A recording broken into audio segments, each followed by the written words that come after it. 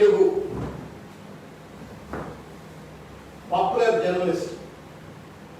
గతంలో ఎన్టీవీ, తర్వాత Mojo TV, తర్వాత రాజ్ న్యూస్, ఇటువంటి వివిధ పత్రికా సంస్థలలో మీడియా హౌసెస్ లో పనిచేసినటువంటి ఒక సామాజిక చింతన కలిగినటువంటి, తెలంగాణ రాజకీయ, ఆర్థిక, సామాజిక స్థితిగతుల పట్ల సమూలమైనటువంటి అవగాహన ఉన్నటువంటి, చురుకైనటువంటి, వెనుకబడిన కులాలకు చెందినటువంటి, పద్మశాలి వెనుకబడిన కులాలకు చెందినటువంటి జర్నలిస్ట్ రఘు. ఆ రఘును నిన్న ఒక టెర్రరిస్ట్ అయినట్లుగా, ఒక తెలంగాణ ద్రోహి అయినట్లుగా, లేకపోతే ఏదో నిషేధిత సంస్థలో పనిచేస్తున్నట్లుగా, బయట ఎక్కడో రోడ్డు మీద చికెన్ కొనుక్కోవడానికి వెళ్తే ఆ చికెన్ షాప్ దగ్గర పట్టుకొని పోలీసులు మాటు వేసి, దొంగల లెక్క మాటు వేసి పట్టుకొని ముఖానికి నల్ల గుడ్డ సంచి ముఖానికి తొడిగి కాళ్ళు చేతులు కట్టి ఒక journalist is social soldier. Border మీద బార్డర్ సెక్యూరిటీ ఫోర్స్ దేశాన్ని ఎట్లయితే రక్షిస్తారో, దేశం లోపల అంతర్గత భద్రతను అందించేటువంటి వాడు జర్నలిస్ట్, ఒక సోషల్ సోల్జర్. అటువంటి సోషల్ సోల్జర్ అయినటువంటి ఒక జర్నలిస్ట్ ను రఘును తన్నుకుంటూ, కొట్టుకుంటూ, ముఖానికి నల్లగుడ్డ కట్టి, కాళ్ళు చేతులు కట్టేసుకొని జీప్లలో కాళ్ళ దగ్గర పడేసుకొని దాన్ని తీసుకెళ్లి కిడ్నాప్ చేసినటువంటి ఒక పరిస్థితి. దీన్ని కాంగ్రెస్ పార్టీ పక్షాన మేము తీవ్రంగా ఖండిస్తా ఉన్నాం. నిన్ననే ఈ విషయం పైన నేను కావచ్చు, తర్వాత చాలా మంది కాంగ్రెస్ పార్టీకి సంబంధించిన నాయకులు సామాజిక మాధ్యమాల ద్వారా ఖండించినప్పటికీ కూడా మేము జర్నలిస్టులకు అండగా ఉంటాం. ప్రజాస్వామ్యానికి 4 స్తంభాలు ఉంటే ఆ 4వ స్తంభం జర్నలిస్ట్. అటువంటి జర్నలిస్ట్ మేము కాపాడుకుంటాం, మేము అండగా ఉంటామని చెప్పడం కోసం ఇవాళ ఈరోజు ఈ పత్రికా సమావేశాలు మేము పెట్టుకోవడం అయింది. ఇవాళ దురదృష్టకరం, ఒక ఉద్యమ నేపథ్యంలో తెలంగాణ రాష్ట్రం ఏర్పడితే ఉద్యమ పార్టీ అని చెప్పుకోబడుతున్నటువంటి టిఆర్ఎస్ వాళ్ళ ఒక ఉన్మాద పార్టీగా మారిపోయినటువంటి పరిస్థితి చూస్తా ఉన్నాం. ఉద్యమ పార్టీ కాస్త ఒక ఉన్మాద పార్టీ, కేవలం ఆధిపత్యం, అహంకారం, అణచివేత, అవినీతి అనేటువంటి 4 స్తంభాల మీద పరిపాలన కొనసాగిస్తూ మదన్ తోటి, అర్థమైనటువంటి డబ్బు సంపాదించిన మదన్ తోటి, అధికారంతో కన్ను మిన్ను వాలకుండా ఇవాళ ప్రశ్నించే గొంతుకను అణచివేసేటువంటి ఒక దుర్మార్గమైన ఉన్మాద పార్టీగా ఇవాళ టీఆర్ఎస్ మారిపోయింది. దానికి నిదర్శనమే రఘు మీద చేసినటువంటి ఒక దాడి అని చెప్పి కాంగ్రెస్ పార్టీ భావిస్తోంది. It's not an arrest, it's an attack. ఎందుకు ఈ మాట్లాడుతా ఉన్నామంటే 9:30 గంటలకు భార్యకు చెప్పి ఇంట్లో నుంచి బయటకు వెళ్ళిండు రఘు. నేను చికెన్ పట్టుకొస్తా, పాపకు పిల్లలకు మంచిగా చికెన్ వండి పెట్టాలని చెప్పి మోటార్ సైకిల్ తీసుకొని 9:30 గంటలకు బయటకు వెళ్తే 1:30కు వచ్చి 51 నోటీస్ సర్వ్ చేసి 12:45 మేము అరెస్ట్ చేసినామని చెప్పిండ్రు. ఈ మధ్యలో రఘు అరెస్ట్ అయిండు అని చెప్పని వార్త బయటికి రాగానే సామాజిక మాధ్యమాల్లో కావచ్చు, మాలాంటి వాళ్ళందరూ కూడా రఘు పైన కిడ్నాపర్లు దాడి చేసిందట, అరెస్ట్ చేసి ఎక్కడికి ఎక్కపోయిందట, అతను కాపాడవలసిన బాధ్యత ప్రభుత్వాన్ని, పోలీసులదే అని చెప్పని ట్వీట్ చేయడంతో, ఫేస్బుక్ లలో పెట్టడంతో ఇమీడియట్ గా అబ్బాయి ఏదో చేయదారిపోయినట్టుంది, లోపల తీసుకుపోయి గుడుగుడాలు లెక్క, దొంగ లెక్క కొడదామనుకున్నారు, చంపుదామనుకున్నారు, ఇంకేం చేద్దామనుకున్నారు. ఎప్పుడైతే సామాజిక మాధ్యమాల్లో ఈ రకంగా కిడ్నాప్ జరిగిందట ఒక వార్త రావడంతో సీసీటీవీ ఫుటేజ్ అవి బయటపడతాయి అనుకున్నారేమో, దొంగల లెక్క 1:30కి వచ్చి మళ్ళా నోటీస్ సర్వ్ చేసి మేము 12:45 అరెస్ట్ చేసినామని చెప్పని బుకాయించి తప్పించుకునే ప్రయత్నం చేసినారు. What kind of policing is this? ఇది ఫ్రెండ్లీ పోలీసింగా? మీరు కాకీలా? గులాబీ పార్టీకి బానిసలా, గులాములా? గులాబీ పార్టీ గులాము లెక్క తయారైపోయింది కదా. కేటీఆర్ చెప్పిండనో, జగదీశ్వర్ రెడ్డి చెప్పిండనో, లేకపోతే కబ్జా కోరైనటువంటి ఆరోపణలు ఎదుర్కొంటున్న సైరెడ్డి చెప్పిండో అని చెప్పని ప్రశ్నించే గొంతుగా తొక్కేస్తారా మీరు? జర్నలిస్టులు ఇంత అర్థమైన దీనిలో వ్యవహరిస్తారా? ఏం మదనది, ఏం అహంకారమది? అధికారం ఎవరి శాశ్వతం కాదు. మంచి నియంత్రణ మట్టి కలిసి చరిత్ర తిరిగే చూడండి. ఎవడైతే జర్నలిస్టులను అణచివేయాలని ప్రయత్నం చేస్తాడో, ఎవడైతే ప్రశ్నించే గొంతుకలు అణచివేయాలని ప్రయత్నం చేస్తాడో, ఎవడైతే ప్రజాస్వామ్యాన్ని కూలి చేయాలని ప్రయత్నం చేస్తాడో వాడికి తప్పనిసరిగా తమ మూల్యం చెల్లించుకునే పరిస్థితి గతంలో చూసినాం. ఇవాళ టీఆర్ఎస్ సర్కార్ కేసీఆర్ గారు కూడా తప్పనిసరిగా మూల్యం చెల్లించుకోవాల్సిన పరిస్థితి ఏర్పడుతుంది. చీకటి రాజ్యం నడుస్తా ఉంది తెలంగాణలో. ఇవాళ ఒక అప్రకటిత ఎమర్జెన్సీ నడుస్తా ఉంది తెలంగాణలో. ఇవాళ టీఆర్ఎస్ పార్టీకి సంబంధించిన ఎమ్మెల్యేలు, కింది స్థాయి నాయకులు జర్నలిస్టులకు ఫోన్ చేసి ఏమిరా ఒళ్ళు వలుగుతుంది, సంపుతాం, కొడతాం, మా మీద వార్తలు రాస్తారా అని చెప్పి ఇష్టం వచ్చిన కూతురు మాట్లాడుతూ జర్నలిస్టులను తిడతారు, ప్రశ్నించే గొంతుకలు తిడతారు. ఆఖరికి ఇట్లా కిడ్నాపులు చేసేటువంటి స్థాయికి, అడ్డమైన అరెస్ట్ చేసే స్థాయికి దిగదారిన పరిస్థితి చూస్తా ఉన్నాం. ఇవాళ రఘు అరెస్ట్ కేవలం ఒక వ్యక్తి అరెస్ట్ కాదు, స్వేచ్ఛకు సంకటన చేసినట్టు, భావ ప్రకటన స్వేచ్ఛను కాలరాసినట్టు, రాజ్యాంగం ఇచ్చినటువంటి ఒక ఫ్రీడమ్ ఆఫ్ ఎక్స్ప్రెషన్ భావ ప్రకటన స్వేచ్ఛకు సంకేతం వేసినట్టుగా కాంగ్రెస్ పార్టీ భావిస్తా ఉంది. ఒక విషయం కేసీఆర్ గారు గుర్తుపెట్టుకోవాలా, లేకపోతే ఇవాళ కేసీఆర్ గారికి తొత్తులుగా మారినటువంటి పోలీసులు ఈ రకంగా కొంతమంది పోలీసులు వ్యవహరిస్తా ఉన్నారో వాళ్ళు కూడా గుర్తు చేసుకోవాలని చెప్పి కోరుతా ఉన్నారు. తెలంగాణ ప్రాంతం చైతన్యవంతమైన సమాజం, సాయుధ పౌరులు మంచి వాళ్ళకే కర్రబాల్కి మాత్రం పెట్టిన ఒక సమాజం ఇది. ప్రజాస్వామ్య వ్యవస్థలో అధికారం అడ్డం పెట్టుకొని మీరు అడ్డదిడ్డంగా వ్యవహరిస్తారంటే మాత్రం తస్మాత్ జాగ్రత్త, ఖబర్దార్ అని చెప్పి కాంగ్రెస్ పార్టీ తరఫు నుండి మేము హెచ్చరికలిస్తా ఉన్నాం. ప్రాణత్యాగాలకు సిద్ధపడే రజాకారులను తరిమి కొట్టిన చరిత్ర కాంగ్రెస్ పార్టీ. రజాకారుల కంటే పెద్ద గొప్పలని మన రజాకారులను తరిమి కొట్టిన చరిత్ర తెలంగాణ. రజాకారుల కంటే పెద్ద గొప్పలని మన ప్రజలు రోడ్ల మీద వచ్చి తిరగబడితే తెలంగాణ హైదరాబాద్ లో కాదు, లేకపోతే ఊళ్ళలో తెలంగాణ వదిలిపెట్టుకోవాలి మన టీఆర్ఎస్ పార్టీ అధినాయకుడు. నాకు షోయబుల్లా ఖాన్ అంతా గుర్తొచ్చింది. నిన్న రఘును అరెస్ట్ చేసిండ్రు, ఆ రకంగా కళ్ళ నల్లగూడ గట్టి తీసుకుపోయిన కాళ్ళు చేతులు గట్టి తీసుకుపోయినట్టే. ఆ రోజు నిజాం పరిపాలనలో కాశీం రజ్వీ నిజాంకు వ్యతిరేకంగా, కాశీం రజ్వీకి వ్యతిరేకంగా వార్తలు రాస్తున్నట్టుగా అక్కస్తోటి, కక్షతోటి కాశీం రజ్వీ చేతులు నరికి షోయబుల్లా ఖాన్ చంపిండట. ఇవాళ కేసీఆర్ గారు కూడా కాశీం రజ్వీ కంటే అధ్వానంగా ఇవాళ తయారైన పరిస్థితి చూస్తా ఉన్నాం. ఆయన నిజాం పాలనలో కాశీం రజ్వీ ఉంటే కేసీఆర్ గారు కూడా కల్వకుంట్ల కాశీం రజ్వీగా వ్యవహరిస్తే ఇవాళ మీడియాను కూడా అణచివేసేటువంటి రీతిలో షోయబుల్లా ఖాన్ ఏ రకంగా అయితే కాశీం రజ్వీ అణచివేసే ప్రయత్నం చేస్తే ఇవాళ మరో కాశీం రజ్వీగా, కల్వకుంట్ల కాశీం రజ్వీగా కేసీఆర్ గారు ఇవాళ రఘును కావచ్చు, ఇంకా మీడియా వాళ్ళందరినీ కూడా అదిరించి బెదిరించి ఆఖరికి blackmail or bulldoze or buy అనేటువంటి రీతిలో వ్యవహరిస్తూ ఇవాళ దుర్మార్గమైన ప్రయత్నం చేస్తా ఉన్నారు. ఉద్యమంలో మనం అందరం చూస్తాం. తెలంగాణ ఉద్యమ కాలంలో మిలియన్ మార్చ్ జరిగితే ఇదే జర్నలిస్టులకు సంబంధించిన డిఎస్ఎల్జీ వెహికల్స్ తగలబెట్టిండ్రు. జర్నలిస్టుల యొక్క కెమెరాలు అక్కడ హుసేన్ సాగర్ లో పడేసిండ్రు, పోలీసుల మీద దాడులు చేసిండ్రు. ఆయన ఆంధ్ర పోలీసులే ఈ రకంగా ఒత్తిడి అడ్డమైనటువంటి అణచివేత పాల్పడలేదే.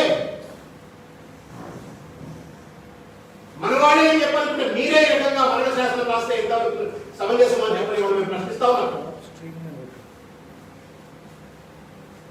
తెలంగాణ ఏర్పడిన తర్వాత మేము అనుకున్నాం ఆంధ్ర కక్ష రాజకీయాలు, ఫ్యాక్షన్ రాజకీయాలు అన్ని పోయినాయి. ఒక శాంతియుతంగా ప్రజాస్వామ్యబద్ధంగా మనం బతకొచ్చు అని చెప్పని కలలు అంటే ఇవాళ కేసీఆర్ గారి యొక్క అహంకార ఆధిపత్య పరిపాలనలో ఒక కక్ష సాధింపు రాజకీయాలు, మళ్ళా ఒక ఫ్యాక్షన్ రాజకీయాలు మనం చూస్తున్న పరిస్థితి స్పష్టంగా కనబడతా ఉంది. గొంతెత్తిన అడ్వకేట్లతో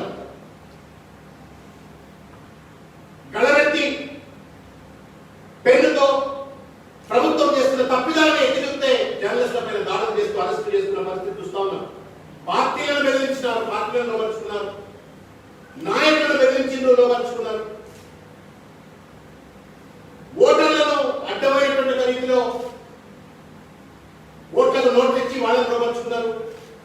జర్నలిస్టులను సంబంధించిన మీడియా హౌస్లన్నింటినీ కూడా కొందరు ఎక్కడ బ్లాక్మెయిల్ చేసిండ్రు. ఇక ఆఖరికి పనిచేసేటువంటి జర్నలిస్టులను కూడా బెదిరించేటువంటి పరిస్థితి రెండు సంకేతాలు స్పష్టంగా కేసీఆర్ గారు దుర్మార్గంగా పంపించే ప్రయత్నం చేశారు. ఒకటి, ఎవడైనా జర్నలిస్టు ఇన్వెస్టిగేటివ్ జర్నలిస్ట్ మనం లేకపోతే ఉత్సాహంతో కనుక జరుగుతున్నటువంటి పరిణామ క్రమాలను ఎత్తి చూపే ప్రయత్నం చేస్తే బిడ్డ మీ పని కూడా ఇట్లనే జరుగుతుందని చెప్పి జర్నలిస్ట్ హెచ్చరిక చేసే ప్రయత్నం చేశారు. మరొకటి, సామాజిక మాధ్యమం, very popular social media today in Telangana. Social media ఇవాళ కన్వెన్షనల్ మీడియా అమ్ముడు పోయినా, లేకపోతే కన్వెన్షనల్ మీడియా నువ్వు కొనుక్కోనో బ్లాక్మెయిల్ చేసో బెదిరించో అదిరించో వార్తలు రాకుండా కేసీఆర్ కుట్ర చేసినప్పటికీ కూడా సోషల్ మీడియా ఇవాళ ప్రజలను ఆదుకుంటూ ప్రజాస్వామ్యాన్ని ఆదుకుంటూ ఇటువంటి చిల్లర రాజకీయాలను ఎండగడుతున్న పరిస్థితి చూస్తా ఉన్నాం. సోషల్ మీడియా కూడా ఒక కుట్రపూరితమైన మెసేజ్ పంపిస్తా ఉన్నాడు. నార్త్ న్యూస్ లో ఉన్నప్పుడు ఈ కేసు పెట్టిండొచ్చు కాదు, కానీ ఇవాళ సోషల్ మీడియాలో ఉన్నారు కాబట్టి చూసినవా, మీరు కనుక సోషల్ మీడియాలో ఉండి టీఆర్ఎస్ కు కేసీఆర్ కు వ్యతిరేకంగా కనుక మీరు భూ కబ్జాల గురించి మాట్లాడితే మీ పైన కేసులు పెడతాం, మిమ్మల్ని అణచివేస్తాం, మీ పైన గిట్లనే ముఖానికి నల్లగుడ్డలు కట్టి కిడ్నాప్ చేస్తాం, దొంగల లెక్క నయం గాడి లెక్క అని చెప్పి ఇవాళ చూపెడుతున్న పరిస్థితి కనబడతాం. ఏం రాజ్యం ఇది? ఇందుకోసమైనా తెలంగాణ ఉద్యమం 15,000 మంది బిడ్డలు ఆత్మబలిదానం చేసుకుని తెలంగాణ తెచ్చుకుంది. అన్యాయం, అక్రమం.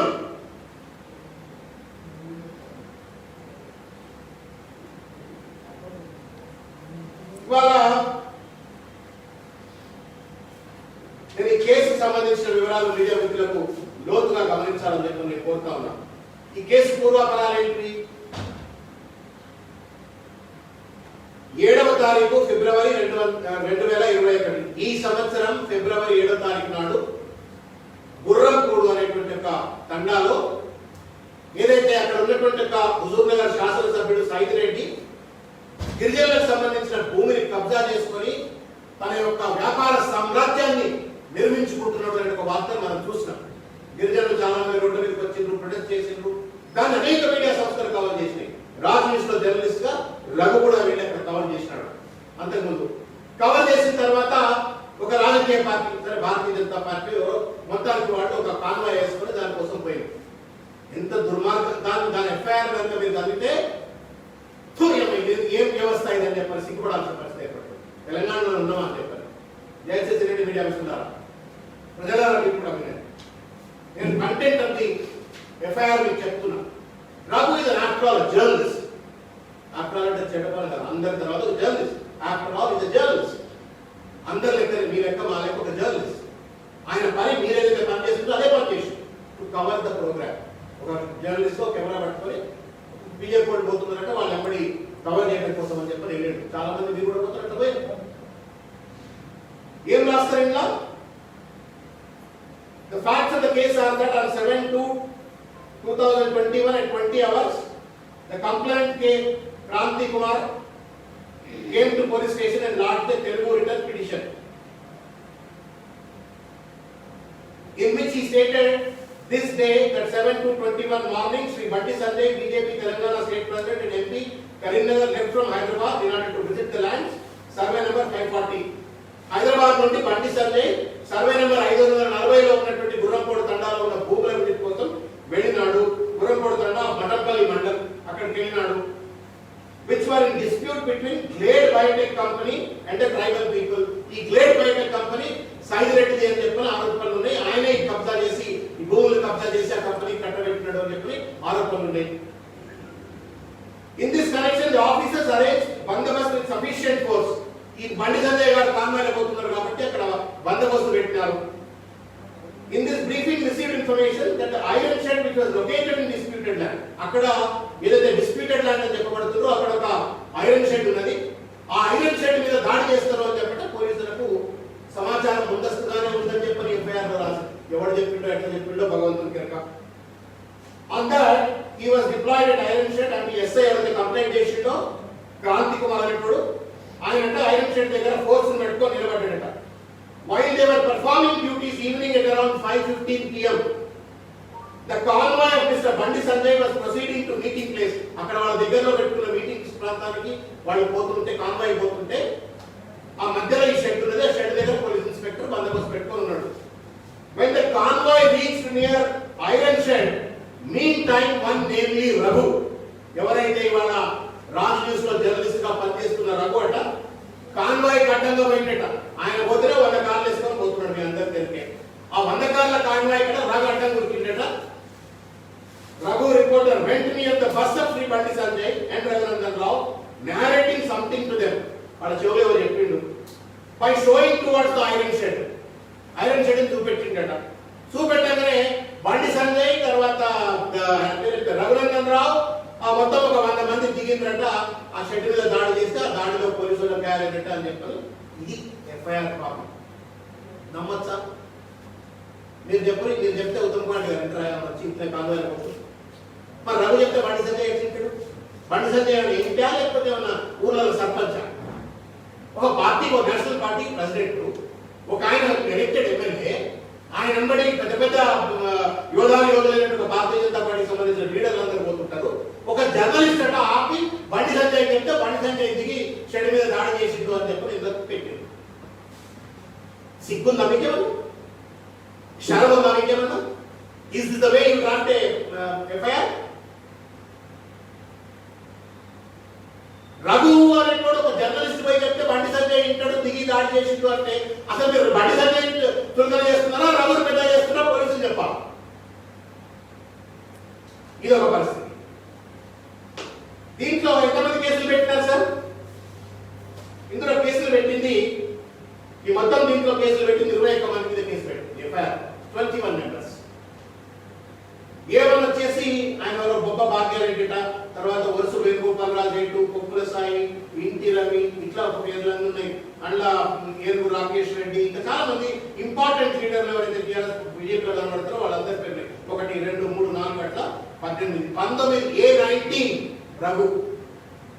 రఘు తర్వాత నేరస్తుడు ఎవరు అంటే అక్యూజ్డ్ ఎవరంటే Bandi Sanjay A20, Raghunandan Rao MLA A21 అట. సిగ్గు శరం ఏం లేదు. పుట్టిగా గడిదిని రాసినట్టుగా ఉంది ఎఫ్ఐఆర్.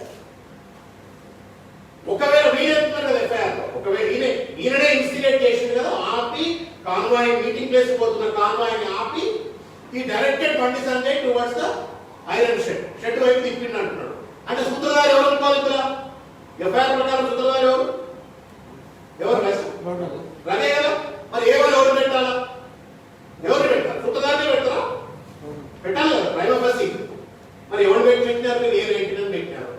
A1 ఏమో భాగ్యారెడ్డి అట, A20 బండి సంజయ్ అట, A21 ఏమో రఘునందన్ అంటే, A19 ఏమో రఘు అట. ఏం న్యాయం అంటే ఇది? మీరే ఎఫ్ఐఆర్ లో చెప్తా ఉన్నారు that Raghu is the one who instigated Bandi Sanjay to go and demolish and attack the shed. మరి అటువంటి A1 పెట్టకపోతే A19 పెడతారు. A19 పెట్టిండ్రు సరే, A1 పెట్టిండ్రు, A2, A3, A4, A18 వరకు అందరూ పెట్టిండ్రు. రఘు తర్వాత ఉన్నటువంటి A20 పెట్టిండ్రు, A21 పెట్టిండ్రు. ఆ 19 రఘు మాత్రం పట్టకపోయింది. వాళ్ళు చెవులో ఊదింటట, ఊదిన పాపానికి రఘుని అరెస్ట్ చేస్తారట. కూలగొట్టినటువంటి ఒక బండి సంజయ్ గారిని మాత్రం అరెస్ట్ చేయరట. కూలగొట్టినటువంటి ఒక దాడికి పాల్పడ్డాడు అని చెప్పబడుతున్నటువంటి ఎఫ్ఐఆర్ లో రఘునందన్ గారి మీద కేసులు పెట్టారట. ఏం న్యాయం ఇది? మరి బండి సంజయ్ గారు అంటే భయపడుతున్నారా, లేకపోతే దుబాక రఘునందన్ రావు అంటే భయపడుతున్నారా తెలియదు.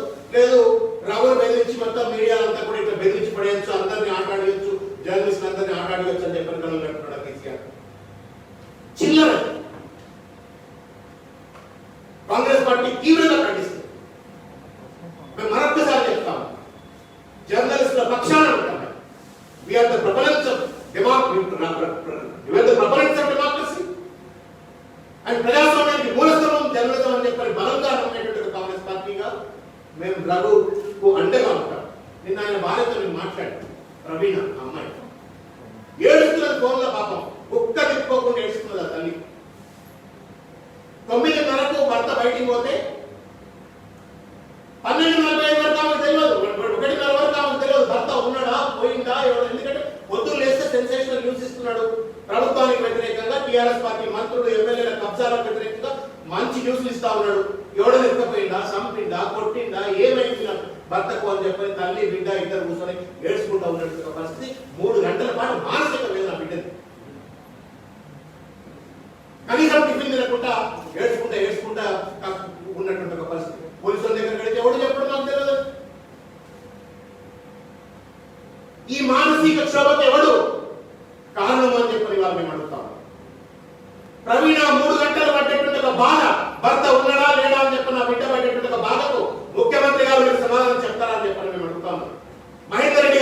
గారు మీరు సమాధానం చెప్పాలని చెప్పని మేము కోరుతా ఉన్నాం. దొంగల లెక్క వ్యవహరించిన, కిడ్నాపర్ గడ లెక్క వ్యవహరించిన మఠంపల్లి పోలీసులుగా చర్య తీసుకోవాలని మైందరెడ్డి గారు అని చెప్పి మేము విజ్ఞప్తి చేస్తా ఉన్నాం. You always talk about model policy కదా, ఫ్రెండ్లీ పాలసింగ్, మోడర్న్ పాలసింగ్, ఒక రిఫార్మ్డ్ పాలసింగ్ ఉండాలని చెప్పని అంటారు కదా. ఇది తప్పు, ఇది నేరం, ఇది అన్యాయం మఠంపల్లి పోలీసులు చేసింది. చర్యలు తీసుకోవాలని చెప్పని విజ్ఞప్తి చేస్తా ఉన్నాం. ప్రవీణకు బేషరతుగా మీరు క్షమాపణ చెప్పాలని చెప్పని కూడా కోరుతా ఉన్నాం. రఘును కూడా బేషరతుగా వదిలేయాలని చెప్పని కూడా మేము కోరుతా ఉన్నాం. కూల్చివేసింది అన్నటువంటి ఒక ఎంపీని మీరు ఏం మాట్లాడారు, ఎమ్మెల్యేని ఏమన్నారు మీరు, రఘును మాత్రం పట్టుకుని లోపల పెడతారు. ఇన్ఫాక్ట్ ఈ కేసెస్ కు అరెస్ట్ కూడా అవసరం లేదు, స్టేషన్ పై తీసుకొని వదిలిపెట్టి వచ్చింది. Let the court decide who's the culprit and who's not the culprit.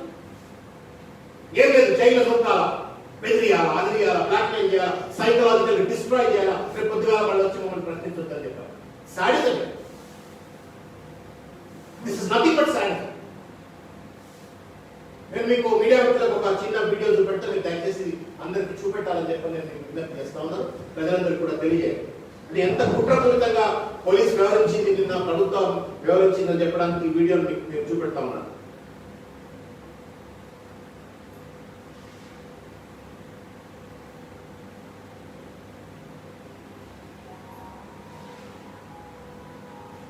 నేను ఇక్కడ ఫోకస్ చేయగలుగుతాను కదా, పర్లేదా?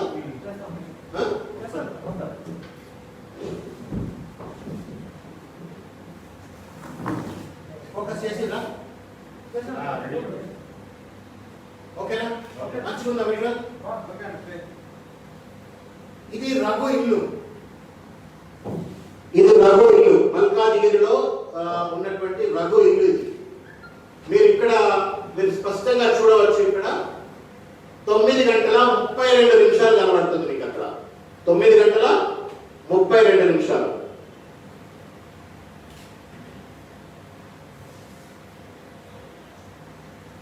చూడండి.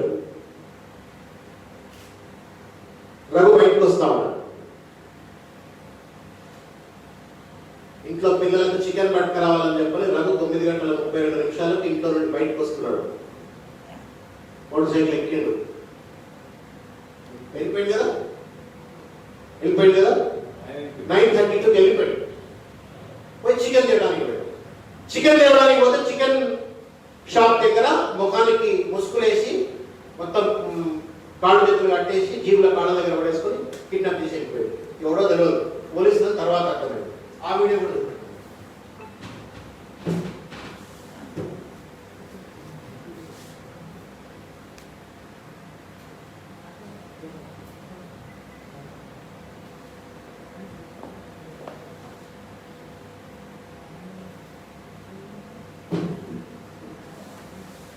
మిత్రులను ఎంతమంది చెప్పినట్టుగా 9:30 కిడ్నాప్ చేయబడితే 12 ఆ ప్రాంతంలో ఎవరో ఎక్కపోయి పెట్టాలనేటువంటి ఒక వార్త బయటకు వచ్చింది. సోషల్ మీడియాలో పుంకాలుగా రఘుకు మద్దతుగా ట్వీట్లు, ఫేస్బుక్ లో పోస్టింగ్లు వచ్చినాయి. పోలీసులకు లాభం గడిచినాయి. అమ్మాయి ఇల్లెక్కదని చెప్పని అప్పుడు వచ్చి they are serving this notice. ఏంటిది నోటీస్? 50A1 CRPC notice. అప్పుడు వచ్చి సర్వ్ చేస్తున్నారు. ఎంత అబద్ధం ఆడిందంటే మీడియా సోదరులారా, నిన్న PS Mattampalli, he was arrested on 3/6/20. He was arrested on 3/6/2021 at 12:45. 12:45కు ఆయన ఇంటి నుంచి అరెస్ట్ చేసినామని చెప్పి ఆయన భార్యకి సంతకం పెట్టుకోపోయాడు.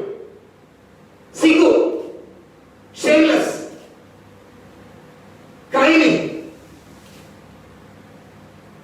ఆయన భార్యకు వచ్చి 12:45కు మేము అరెస్ట్ చేసినామని చెప్పని ఆయన భార్యకు నోటీస్ ఇచ్చిపోయి సంతకం పెట్టుకున్నాం. నేను అడిగినాను, ఎందుకు తల్లి సంతకం పెట్టినావు? మరి 12:45కు అప్పుడు లేడు కదా ఎట్లా అంటే, ఇది నేను తీసుకోకపోతే నాకు ఎవిడెన్స్ ఉండదు, నా భర్త పోలీసు వాళ్ళ దగ్గర ఉండడం చెప్పని ఎవిడెన్స్ ఉండదు, ఇది కూడా నేను తీసుకోకపోతే రేపు పొద్దుగా ఎవరు చేస్తే నా భర్తకు where is evidence for me to prove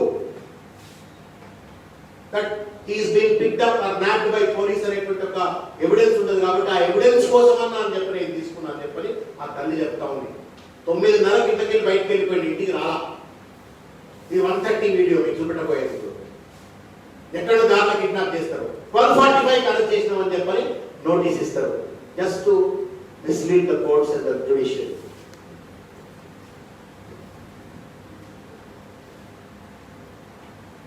చూడండి, మఫ్టీ పోలీసు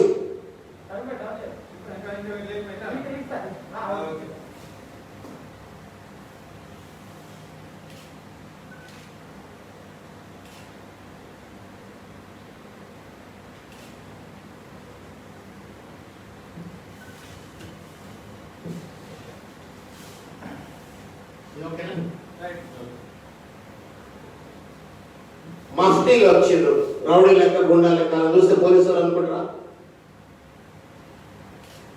సివిల్ డ్రెస్ లో వచ్చిండ్రు. మీరు టైం చూడవచ్చు, ఇక్కడ 1:30 1:30కు వచ్చిండ్రు. వచ్చి 1245 అరెస్ట్ చేసినామని చెప్పని నోటీస్ ఇచ్చిపోయింది. మీరు చూడొచ్చు, దీని లోపలికి పోయింది కదా అందరు. ఇది తెలంగాణ ఫ్రెండ్లీ పాలసీ. ఇది కేసీఆర్ గారి యొక్క దురహంకార ఆధిపత్య అణచివేత పాలనకు నిదర్శనం.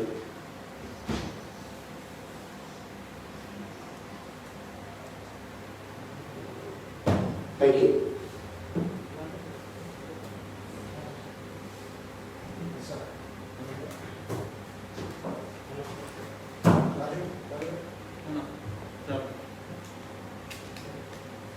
నేను మీడియా మిత్రులకు ఒక్క మాట చెప్పదలుచుకున్నా. రానున్న రోజుల్లో ఇంకా చాలా ఉంటాయి ఇటువంటి. కేసీఆర్ గారి విశ్వరూపాన్ని ఇంకా చూడాల్సి వస్తుంది. నేను జర్నలిస్టుల విషయం మాట్లాడుతున్నాను కాబట్టి నాకు కడుపు రాగి 2-3 వచ్చేట్టు మీకు చెప్పదలుచుకున్నా. మీరు కవర్ చేసినా చేయండి, లేకపోతే ఎందుకంటే టైం చేసుకోవడం తెలియదు.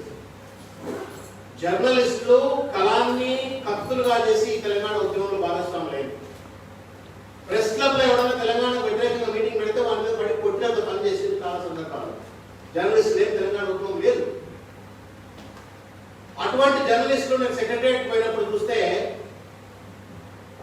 ఇప్పుడంటే పూర్తి చేసింది, ఆ సెక్రటరియట్ కూడా లేదు, మంచినీళ్ళు లేవు, ఎండకు మాడకుండా చేపలు లెక్క ఎండిపోయిన చేపలు లెక్క రూమ్లో పడి ఉండాలి. అలా మంచినీళ్ళు లేవు, ఏసీ లేవు, కనీసం టీవీలు లేవు.